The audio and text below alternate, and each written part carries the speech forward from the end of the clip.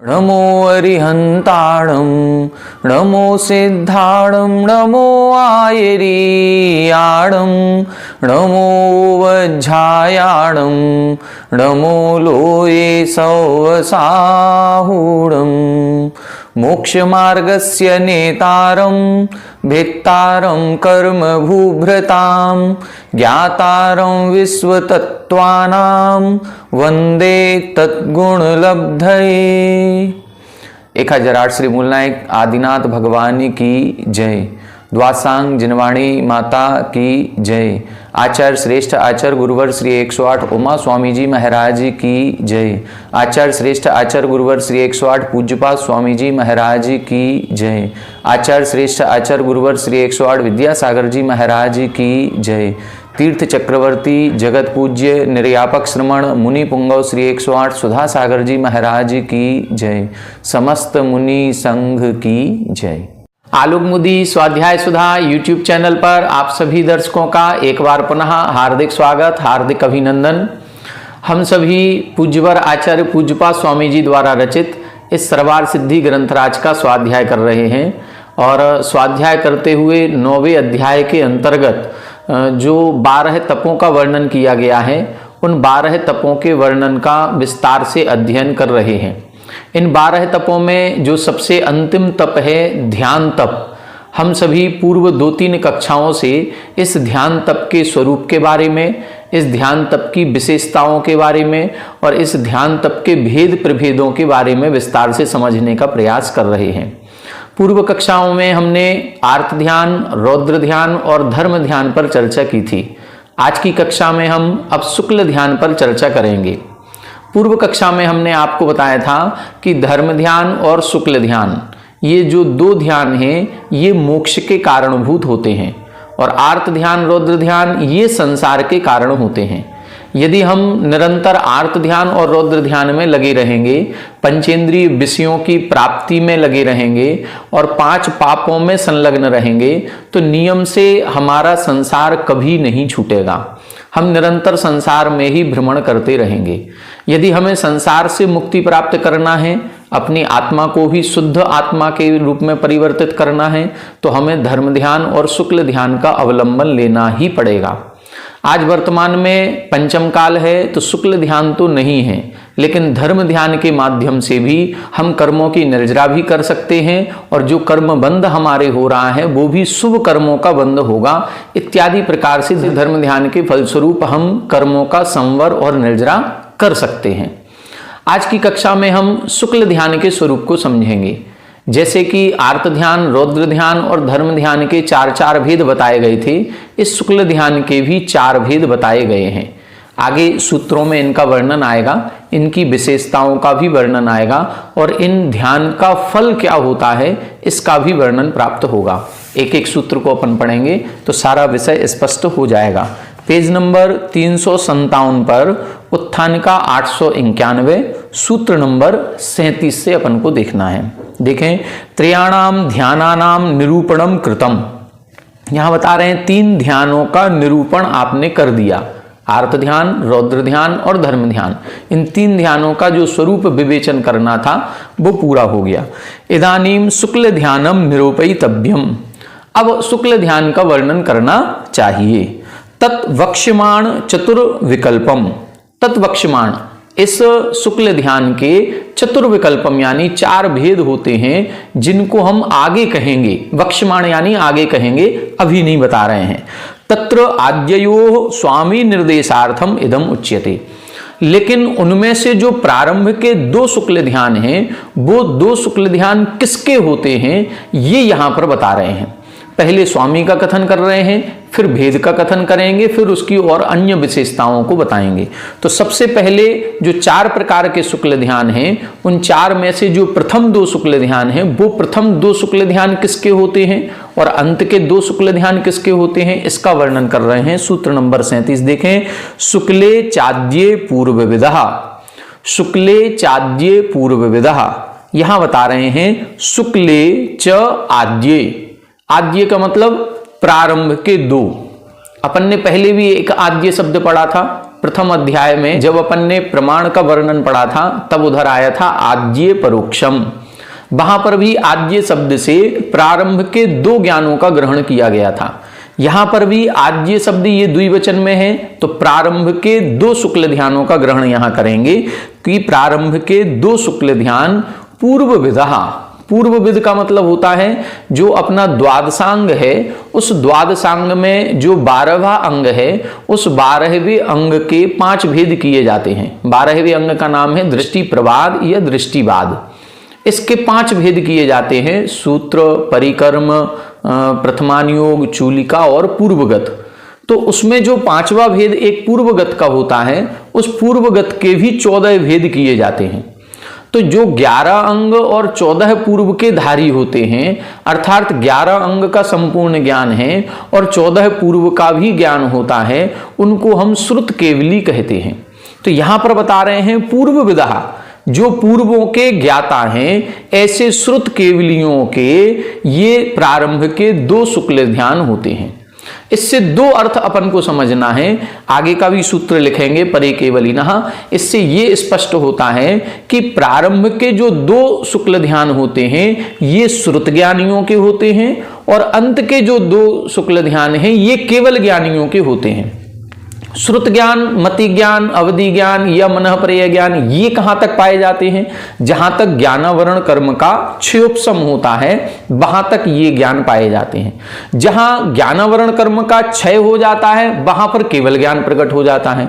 ज्ञानावरण कर्म का सद्भाव कहां तक है? 12वें गुण स्थान तक। 12वें गुण स्थान के अंतिम समय में ये ज्ञानावरण आदि कर्म नाश को प्राप्त हो जाते हैं और 13वें गुण स्थान में केवल ज्ञान प्रकट हो जाता है। तो यहां पर यह स्पष्ट करना चाह रहे हैं कि जो प्रारंभ के 2 शुक्ल ध्यान हैं ये 12वें गुण स्थान तक होते हैं और अंत के 2 शुक्ल ध्यान केवल ज्ञानियों के होते हैं, मतलब 13वें 14वें गुण स्थान में होते हैं। दूसरा यहां पर एक और अर्थ, जो मुख्य अर्थ यहां बता रहे हैं कि जो प्रारंभ के 2 शुक्ल ध्यान हैं वो पूर्ण श्रुत ज्ञानियों के होते हैं, जो श्रुत केवली होते हैं। तो उत्कृष्ट ज्ञान की अपेक्षा से यह कथन किया गया है। उत्कृष्ट ज्ञान क्या होगा? संपूर्ण श्रुत का जिनको क्षयोपशम प्राप्त होता है, जो संपूर्ण द्वादशांग के पाठी होते हैं, ऐसे श्रुत केवलियों के ये प्रारंभ के 2 शुक्ल ध्यान होते हैं। देखें 892, वक्ष्यमाणेषु शुक्ल ध्यान विकल्पेषु आद्ये शुक्ल ध्याने पूर्व विदो भवतः श्रुत केवलिनः इत्यर्थः। क्या बता रहे हैं? वक्ष्यमाणेषु शुक्ल ध्यान विकल्पेषु, जिन शुक्ल ध्यान के भेदों का वर्णन हम आगे करेंगे उनमें से जो आद्य शुक्ल ध्यान है, प्रारंभ के 2 शुक्ल ध्यान हैं, ये पूर्व विदो भवतः, ये पूर्व विद के होते हैं, मतलब जिनको पूर्वों का ज्ञान होता है उनके होते हैं। अर्थ क्या निकालना है? श्रुत केवलिनः इत्यर्थः, जो श्रुत केवली होते हैं। एक और अपन को विशेषता ध्यान रखनी है कि इनके साथ केवली शब्द लगा है, श्रुत केवली। तो हम लोगों की एक आम धारणा यह है कि जहां पर हम केवली शब्द देखते हैं तो हम ऐसा सोचते हैं ये तो तीर्थंकर, अरिहंत, परमेष्ठी होंगे। नहीं, केवली शब्द का मतलब वो नहीं है कि जो केवली, जिनको केवल ज्ञान हो गया वो वाले केवली। नहीं, यहां पर एक विशेषण लगाया, श्रुत केवली। श्रुत केवली का मतलब है जो श्रुत ज्ञान से सहित हैं। अभी इनको केवल ज्ञान नहीं हुआ, ये श्रुत ज्ञान से सहित हैं, लेकिन श्रुत ज्ञान का जो उत्कृष्ट क्षयोपशम है उस उत्कृष्ट क्षयोपशम के धारी हैं, इसीलिए इनको श्रुत केवली कहा जाता है। ये श्रुत केवली कौन होते हैं? ये मुनिराज होते हैं और ये 6वें गुण स्थान से लेकर के 12वें गुण स्थान पर्यंत इनके गुण स्थान माने जाते हैं। 13वां 14वां जिनको गुण स्थान होता है वो वास्तविकता में केवली कहलाते हैं, जिनको केवल ज्ञान उत्पन्न हो गया। तो यहां जो श्रुत केवली शब्द है ये केवल ज्ञानी का केवली नहीं है, ये श्रुत ज्ञान का केवली है कि जिनको संपूर्ण श्रुत का ज्ञान हो गया है। हमने आपको बताया ये जो संपूर्ण श्रुत के ज्ञान की बात यहां कही जा रही है ये उत्कृष्ट की अपेक्षा कही जा रही है। जघन्य की अपेक्षा कितना ज्ञान हो सकता है?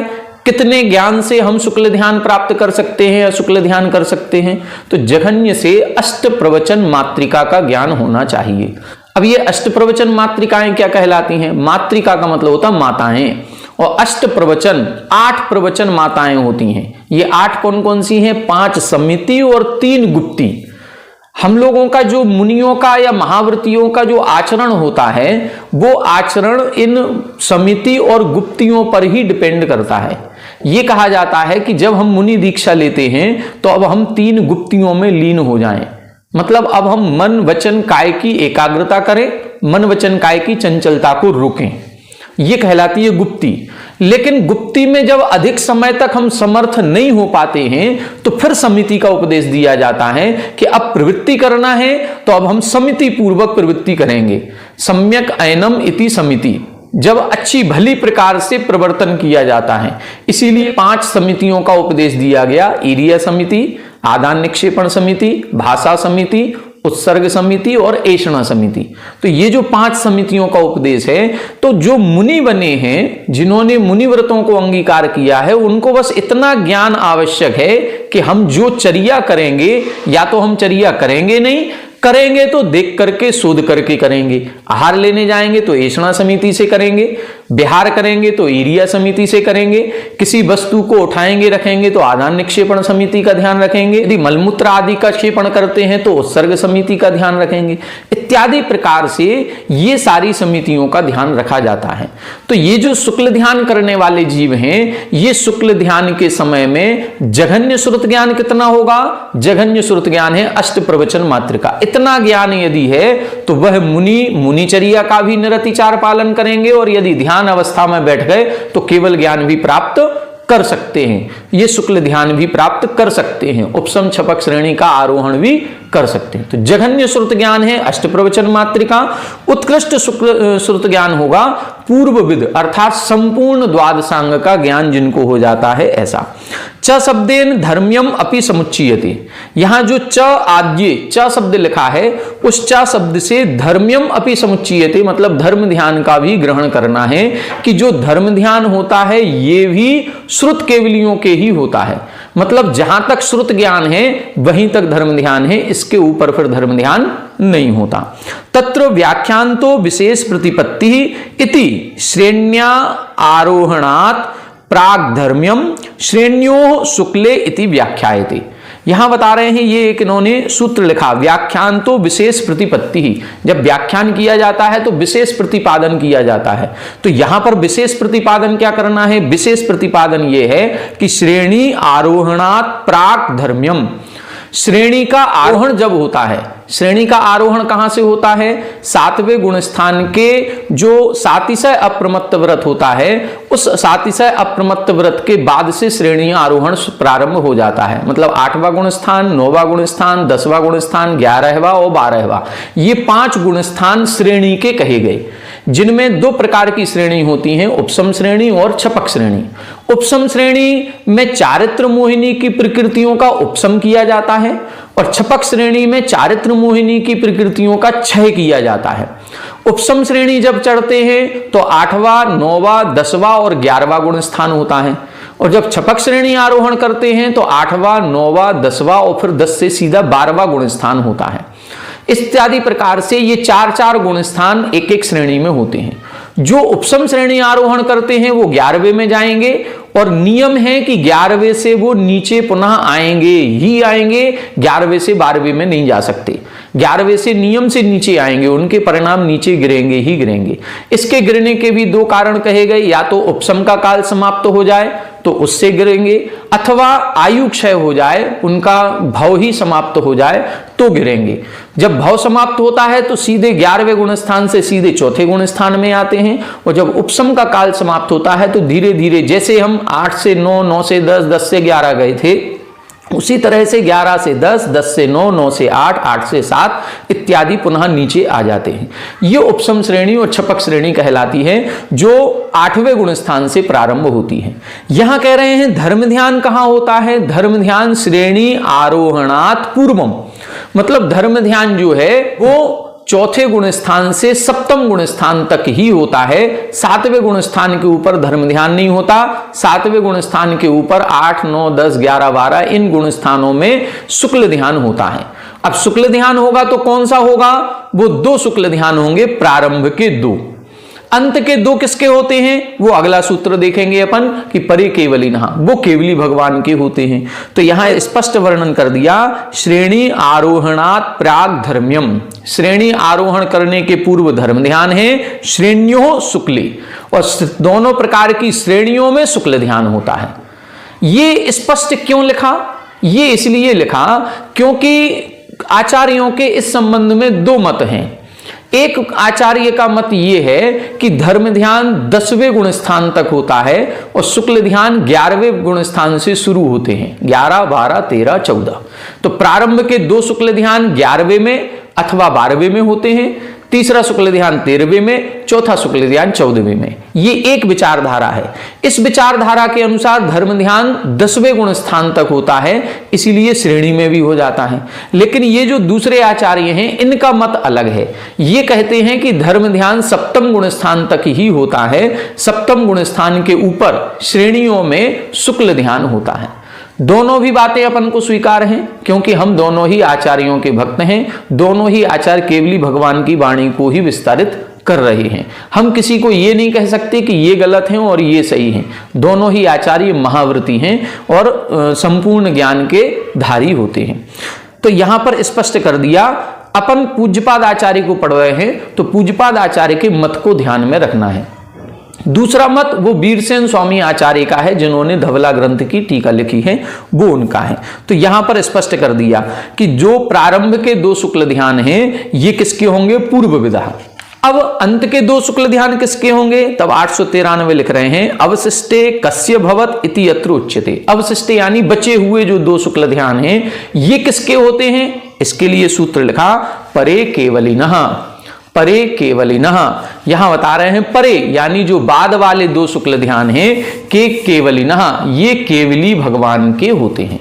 अब केवली भगवान के गुण स्थान कौन कौन से? 2, एक 13वां और एक 14वां। तो ये 2 शुक्ल ध्यान किसके होंगे? 13वें में होंगे दोनों, या दोनों 14वें में होंगे, या एक 13वें में या एक 14वें में होगा? कैसे होगा? इसके लिए टीका देखें 894 नंबर। प्रक्षीण सकल ज्ञानावरणस्य केवलिनः संयोगस्य अयोगस्य च परे उत्तरे शुक्ल ध्याने भवतः। यहां स्पष्ट लिख दिया, प्रक्षीण सकल ज्ञानावरणस्य, जिनके संपूर्ण ज्ञानावरण कर्म क्षय को प्राप्त हो गया है और जिनके केवल ज्ञान उत्पन्न हो गया है, ऐसे केवली भगवान के। अब ऐसे केवली भगवान 2 प्रकार के हैं, संयोगस्य अयोगस्य, संयोग केवली और अयोग केवली। तो इन दोनों के ही परे उत्तरे शुक्ल ध्याने भवतः। परे यानी उत्तरे, उत्तरे का मतलब बाद वाले जो बचे हुए 2 शुक्ल ध्यान हैं, वो शुक्ल ध्यान भवतः यानी होते हैं।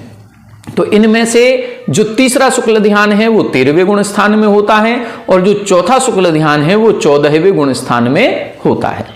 अब पहला शुक्ल ध्यान कहां हो गया? पहला शुक्ल ध्यान तो हो गया अपना 8वें गुण स्थान से 10वें गुण स्थान तक। दूसरा शुक्ल ध्यान 12वें गुण स्थान में, तीसरा शुक्ल ध्यान 13वें में और चौथा शुक्ल ध्यान 14वें में होता है। इस प्रकार से यदि छपक श्रेणी आरोहण कर रहे हैं तो छपक श्रेणी करेंगे तो 8 से 10 में पहला, 12वें में दूसरा, 13वें में तीसरा, 14वें में चौथा।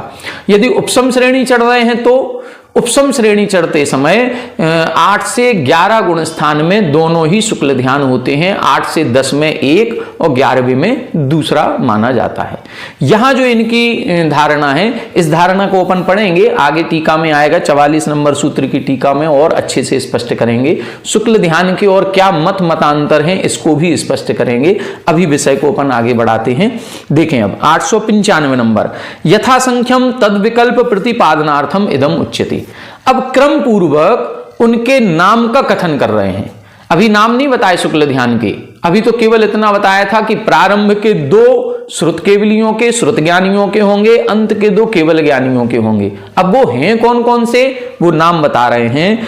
पृथक्त्वैकत्व, पृथक्त्वैकत्व वितर्क सूक्ष्म क्रिया प्रतिपाति व्युपरत क्रिया निवर्तीनि। पृथक्त्वैकत्व वितर्क सूक्ष्म क्रिया प्रतिपाति व्युपरत क्रिया निवर्तीनि। यहां बता रहे हैं ये 4 शुक्ल ध्यानों के नाम हैं। पृथक्त्व, एकत्व, वितर्क। यहां जब अपन विच्छेद करेंगे तो पृथक्त्व, पृथक्त्व वा में ऐ की मात्रा है, वहां से जब विच्छेद करेंगे तो एकत्व निकलेगा। पृथक्त्व, एकत्व, वितर्क। वितर्क शब्द को दोनों में जोड़ लें, पृथक्त्व वितर्क, एकत्व वितर्क। ये 2 शुक्ल ध्यान हो गए। पहला शुक्ल ध्यान पृथक्त्व वितर्क, दूसरा शुक्ल ध्यान एकत्व वितर्क। तीसरा शुक्ल ध्यान सूक्ष्म क्रिया प्रतिपाति, और चौथा शुक्ल ध्यान है व्युपरत क्रिया निवर्तिनी। इनका जैसा नाम है उसी तरह से इनका काम है, मतलब इनकी अनवर्थ संज्ञा है। पृथक्त्व वितर्क मतलब अलग अलग वितर्क चलता है इनका। एकत्व वितर्क एक ही प्रकार का वितर्क होता है। सूक्ष्म क्रिया प्रतिपाति जहां पर केवल सूक्ष्म काय योग की क्रिया रह जाती है, और व्युपरत क्रिया निवर्तिनी संपूर्ण मन वचन काय की क्रिया से जो रहित हो चुके हैं व्युपरत, उनको बोलते हैं 14वें गुण स्थानवर्ती अयोग केवली। तो वहां पर ये चौथा शुक्ल ध्यान होता है। आगे इनकी चर्चा और विस्तार से आएगी तब बताएंगे। 896 देखें, पृथक्त्व वितर्कम, एकत्व वितर्कम, सूक्ष्म क्रिया प्रतिपाति, व्युपरत क्रिया निवर्ति, ये 4 शुक्ल ध्यानों के नाम हो गए। पहला क्या है? पृथक्त्व वितर्क, दूसरा एकत्व वितर्क, तीसरा सूक्ष्म क्रिया प्रतिपाति, चौथा व्युपरत क्रिया निवर्ति। च इति चतुर्विधम शुक्ल ध्यानम, ये 4 प्रकार का शुक्ल ध्यान होता है। वक्ष्यमाण लक्षणम अपेक्ष सर्वेषाम अनवर्थत्वम अवशेयम। वक्ष्यमाण लक्षणम अपेक्ष, इनका लक्षण हम बाद में करेंगे, अभी नहीं कर रहे हैं इनका लक्षण। और अभी जो 44 नंबर का सूत्र आएगा उसमें, उसकी टीका में इसका लक्षण बताएंगे। तो भी सर्वेषाम अनवर्थत्वम अविषयम, सभी ये जो नाम दिए हैं इनको अनवर्थ जानना चाहिए। अनवर्थ का मतलब जैसा नाम है, जैसी इनकी संज्ञा है, वैसा ही इनका स्वरूप है। आगे देखें 897, इनका अब अवलंबन बता रहे हैं। ये शुक्ल ध्यान जो होते हैं ये किस अवलंबन के आधार पर होते हैं? तस्य अवलंबन विशेष निर्धारणार्थम आह। इन शुक्ल ध्यानों का अवलंबन विशेष का ज्ञान कराने के लिए अगला सूत्र लिख रहे हैं, त्रिएक योग काय योगा योगानाम।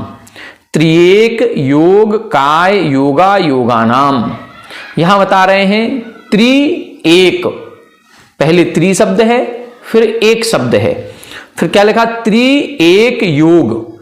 योग शब्द को दोनों में लगाएं, त्रियोग एक योग, फिर लिखा काय योग और फिर अयोगानाम। ऐसे 4 शब्द निकलेंगे, पहले त्रि फिर एक योग, योग शब्द को दोनों में लगा लें, त्रियोग एक योग, फिर काय योग और फिर अयोगानाम। तो इन चारों को क्रम से लगाना है। पहला शुक्ल ध्यान पृथक्त्व वितर्क त्रियोग, तीनों योगों के आलंबन से होता है, कभी मन योग से, कभी वचन योग से, कभी काय योग से। तीनों भी बदल भी सकते हैं, शुरुआत मनोयोग से हुई थी, बीच में वचन योग हो गया, लास्ट में काय योग हो गया, ये परिवर्तन संभव है। लेकिन जो दूसरा शुक्ल ध्यान होता है वो एक योग से होगा। अब ये जो एक योग है ये कौन सा होगा ये नहीं कह सकते। किसी मुनिराज के मनोयोग में हो जाए, किसी के वचन योग में हो जाए, किसी के काय योग में। जिस योग में प्रारंभ होगा उसी योग में इसकी समाप्ति होगी। मतलब दूसरे शुक्ल ध्यान में योगों का परिवर्तन नहीं होता। मनोयोग से प्रारंभ हुआ है तो पूरा अंतर मुहूर्त काल तक मनोयोग ही रहेगा, संपूर्ण दूसरे शुक्ल ध्यान के काल में अंत भी मनोयोग से ही होगा, बीच में बदलन नहीं होगी, इसीलिए लिखा एक योग। अब एक योग का नाम नहीं है, कौन सा है वो कोई भी हो सकता है। तीसरा शुक्ल ध्यान है वो काय योग, यहां निश्चित कर दिया एक ही होगा और एक में ही काय योग ही होगा, वचन और मन नहीं होता। इधर मात्र काय योग में ही तीसरा शुक्ल ध्यान होगा। और जो चौथा शुक्ल ध्यान होगा वो अयोगा नाम, उनको भी स्पष्ट कर दिया ये तो अयोगियों के होगा, ना काय योग से, ना मन योग से, ना वचन योग से, कोई भी योग की सहारा नहीं लेना है। यहां पर अयोगा नाम मतलब ये चौथा शुक्ल ध्यान 14वें गुण स्थानवर्ती मुनिराजों के ही होता है। जो 14वें गुण स्थान में अयोग केवली होते हैं उनके ये चौथा शुक्ल ध्यान होता है। तो इस प्रकार से ये अवलंबन बताया है कि चारों ही शुक्ल ध्यान का आधार या अवलंबन क्या होता है। पहला शुक्ल ध्यान तीनों योगों से, दूसरा शुक्ल ध्यान किसी भी एक योग से, तीसरा शुक्ल ध्यान काय योग से और चौथा शुक्ल ध्यान अयोगियों के होता है। देखें 898, योग शब्दों व्याख्यातार्थः काय वांग मनः कर्म योगः इत्यत्र। 6वें अध्याय में पहला सूत्र पढ़ा था, उस पहले सूत्र के अंतर्गत योग शब्द का व्याख्यानपन कर चुके हैं, पढ़ चुके हैं। उक्तैश्च चतुर्भिः शुक्ल ध्यान विकल्पैः त्रियोगादीनाम चतुर्नाम यथा संख्येन अभिसंबंधो वेदितव्यः। यहां बता रहे हैं उक्त ही चतुर्विह शुक्ल ध्यान विकल्प ही, जो पूर्व सूत्र में शुक्ल ध्यान के 4 भेद बताए थे, उन चारों भेदों को इधर जो त्रि आदि शब्द दिए हैं, चतुर्नाम जो 4 शब्द दिए हैं, उनका यथा संख्येन अभिसंबंधो, क्रम से संबंध बैठालना है। पहले पृथक्त्व वितर्क दिया है तो यहां पर त्रियोग दिया है, फिर एकत्व वितर्क दिया है तो एक योग दिया है, फिर सूक्ष्म क्रिया प्रतिपाती है तो काय योग है, फिर अयोगा नाम लिखा है तो यहां विपरीत क्रिया निवर्ती लिखा है। ऐसे क्रम से इनको बिठा लेना है। त्रियोगस्य पृथक्त्व वितर्कम, 3 योग में पृथक्त्व वितर्क होगा। त्रिषु योगेषु एक योगस्य एकत्व वितर्कम, तीनों योगों में से किसी एक योग में ये एकत्व वितर्क ध्यान होगा। काय योगस्य सूक्ष्म क्रिया प्रतिपाती, जो काय योगी हैं उनके सूक्ष्म क्रिया प्रतिपाती होगा। और अयोगस्य योग से रहित अवस्था में उनके विपरीत क्रिया निवर्ती नाम का ध्यान होता है। ठीक है, अब इसकी और विशेषताएं बता रहे हैं। तब विशेषताओं में लिखा 899 तत्र आद्ययो विशेष प्रतिपत्त्यर्थम इदम उच्यते। अब यहां पर विशेष प्रतिपत्ति बता रहे हैं, किसकी? आद्ययो, जो प्रारंभ के 2 शुक्ल ध्यान हैं उनकी और विशेषता कुछ है, वो विशेषता बता रहे हैं। एकाश्रये सवितर्क विचारे पूर्वे, एकाश्रये सवितर्क विचारे पूर्वे, यहां बता रहे हैं पूर्वे यानी प्रारंभ के जो 2 शुक्ल ध्यान हैं ये एकाश्रये, एक आश्रय वालों के होते हैं, सवितर्क वितर्क से सहित होते हैं, और विचारे तो विचारे में भी स शब्द लग जाएगा, सविचारे मतलब विचार सहित होते हैं। मतलब ये जो प्रारंभ के 2 शुक्ल ध्यान हैं ये वितर्क और विचार से सहित होते हैं और एक आश्रय, एक ही आश्रय वाले के होते हैं। क्या मतलब है एक आश्रय का, क्या मतलब है वितर्क का, क्या मतलब है विचार का, इसको अपन टीका में पढ़ेंगे 900 नंबर की। एक आश्रयो ययो ते एक आश्रयो, यहां बता रहे हैं एक ही जिनके आश्रय होता है ऐसे उन दोनों को एक आश्रय वाला कहते हैं। उभेपि परिप्राप्त श्रुत ज्ञान निष्ठेन आरभ्येते इत्यर्थः, यहां ये बता रहे हैं कि दोनों भी, उभेपि यानी ये दोनों शुक्ल ध्यान भी, परिप्राप्त श्रुत ज्ञान निष्ठेन मतलब जिनको संपूर्ण श्रुत ज्ञान प्राप्त हो गया है ऐसे श्रुत ज्ञानियों के ये पहले 2 शुक्ल ध्यान होते। एक आश्रय का मतलब जिनके एक ही आश्रय है, मतलब श्रुत ज्ञानियों के ही ये दोनों होते हैं। ऐसा नहीं है एक श्रुत ज्ञान वालों के, एक केवल ज्ञान वालों के, नहीं, प्रारंभ के ये जो 2 शुक्ल ध्यान हैं दोनों भी श्रुत ज्ञानियों के होते हैं, ये इसका अर्थ है। वितर्कश्च विचारश्च वितर्क विचारौ, वितर्क और विचार इन दोनों का जब समास किया तो शब्द बन गया वितर्क विचारौ। सह वितर्क विचाराभ्याम वर्तते इति सवितर्क विचारे, जो वितर्क और विचार के साथ प्रवर्तन करता है उसको हम सवितर्क विचार कहते हैं। पूर्वे पृथक्त्वैकत्व वितर्के इत्यर्थः, जो पूर्व के 2 शुक्ल ध्यान हैं वो पूर्वे शब्द से क्या लगाना है? पृथक्त्व वितर्क और एकत्व वितर्क शुक्ल ध्यान को यहां ग्रहण करना है। अब सूत्र का अर्थ क्या बना? पृथक्त्व वितर्क शुक्ल ध्यान और एकत्व वितर्क शुक्ल ध्यान, ये दोनों भी शुक्ल ध्यान श्रुत ज्ञानियों के होते हैं, दोनों भी वितर्क सहित हैं और दोनों भी विचार सहित होते हैं। अब कुछ और विशेषता है, उस विशेषता को बता रहे हैं 901 तत्र यथासंख्य प्रसंगे अनिष्ट निवृत्त्यर्थम इदम उच्यते।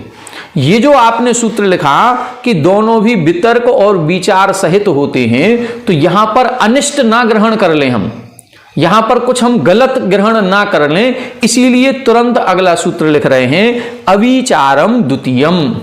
अविचारम द्वितीयम इसका मतलब है जो दूसरा शुक्ल ध्यान है वो अविचार होता है, उसमें विचार नहीं पाया जाता।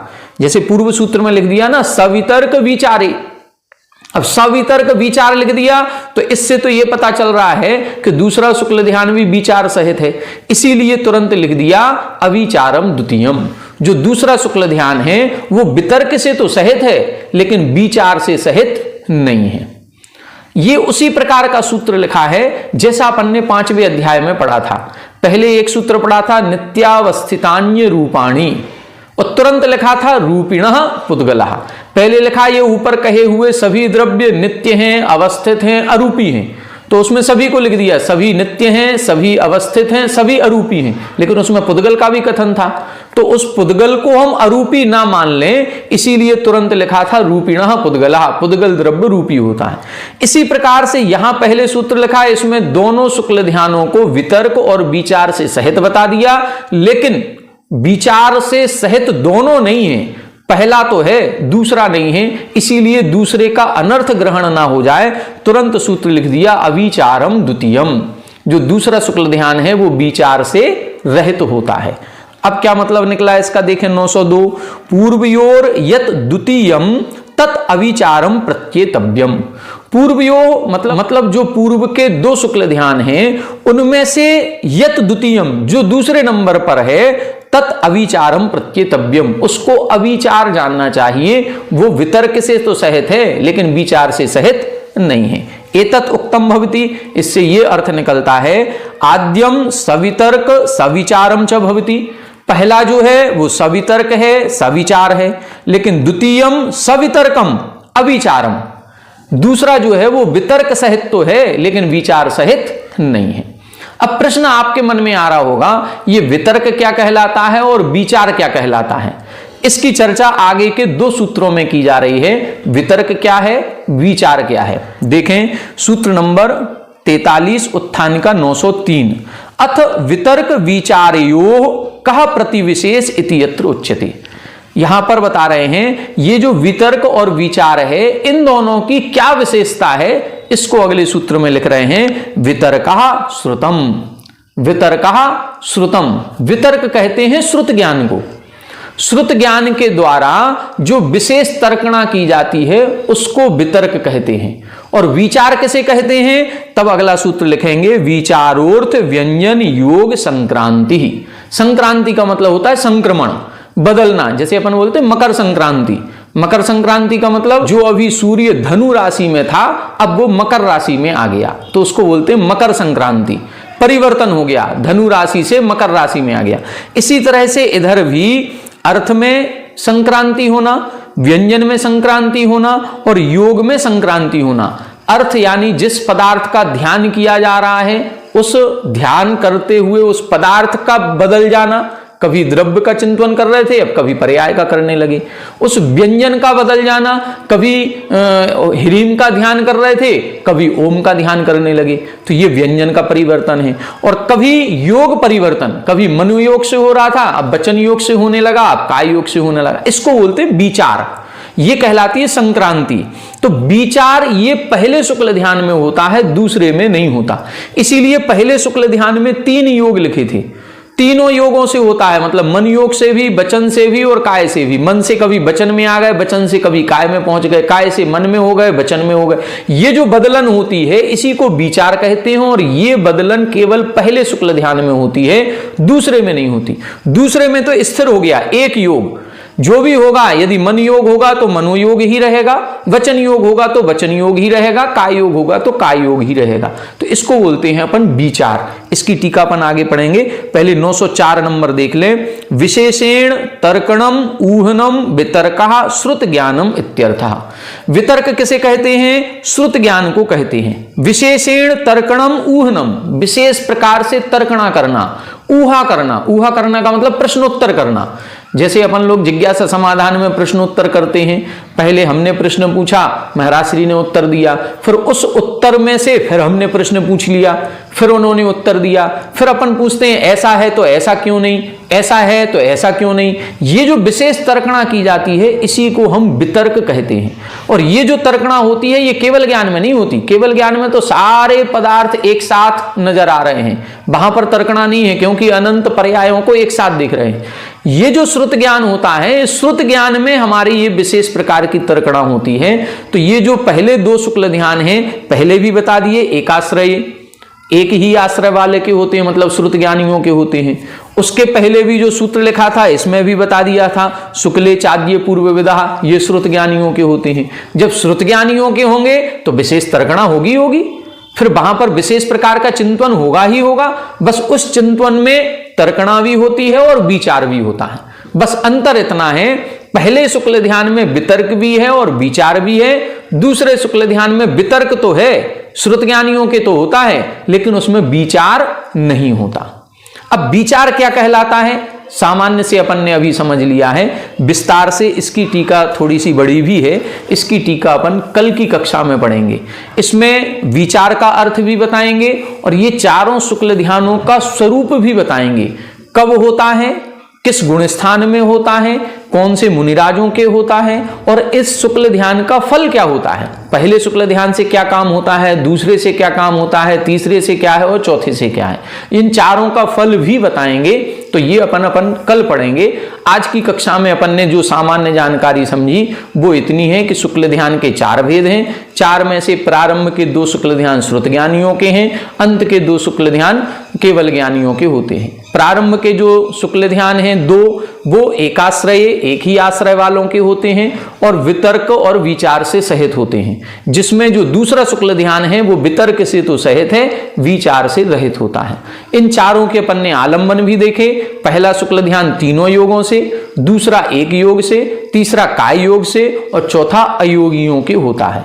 वितर्क किसे कहते हैं, ये श्रुत ज्ञान को कहते हैं और विचार कहते हैं अर्थ की, व्यंजन की और योग की संक्रांति या परिवर्तन को हम विचार कहते हैं। इस विचार का विस्तार अपन कल पढ़ेंगे। आज की कक्षा में इतना ही। आप सभी हमारे साथ बने रहें। सभी को जय जय।